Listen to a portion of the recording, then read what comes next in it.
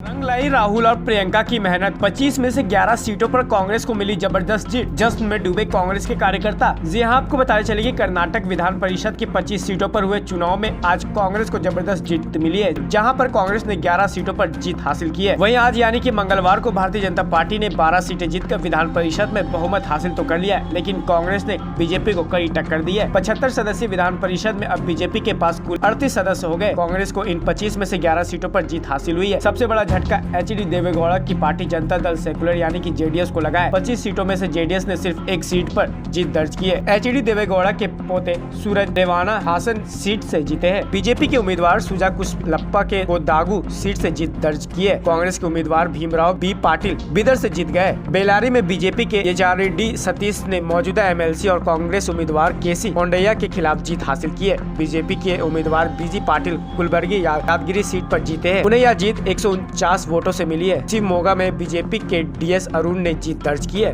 बता दें कि लोकल अथॉरिटी क्षेत्र में इन 25 सीटों पर 10 दिसंबर को चुनाव हुए थे। इन प्रत्याशियों को स्थानीय निकाय चुनाव में जीते हुए प्रतिनिधि मतदान के जरिए चुनते हैं। आज इन सभी सीटों पर काउंटिंग हुई। इन 25 सीटों में से पहले कांग्रेस के 14, बीजेपी के पास 7 और जेडीएस के पास 4 सीटें थी। कर्नाटक विधान परिषद में कुल 75 सीटें, जिसमें हर 2 साल में 1/3 यानी कि 25 सीटों पर मतदान होता है। हाल ही में संपन्न हुए विधानसभा उपचुनाव के दौरान मुख्यमंत्री बसवराज बोम्मई के गृह जिले हावेरी में हंगल सीट हारने के बाद इस चुनाव में अच्छा प्रदर्शन बीजेपी के लिए मनोबल बढ़ाने वाला है। वहीं वाराणसी में मीडिया से बातचीत के दौरान मुख्यमंत्री बोम्मई ने बीजेपी के पक्ष में अच्छे नतीजे मिलने का विश्वास जताया है। लेकिन आपकी जानकारी के लिए बता दें कि जिस प्रकार से लगातार कांग्रेस अब जमीनी स्तर पर मजबूत होते हुए दिखाई दे रही है, इसी कड़ी में आज वह भाजपा को जबरदस्त टक्कर देते हुए 25 में से 11 सीटें हासिल कर ली है। फिलहाल इस खबर को देखकर आप क्या सोचते हैं और समझते हैं, हमें कमेंट करके जरूर बताएं। न्यूज डेस्क से हर्षराज की रिपोर्ट।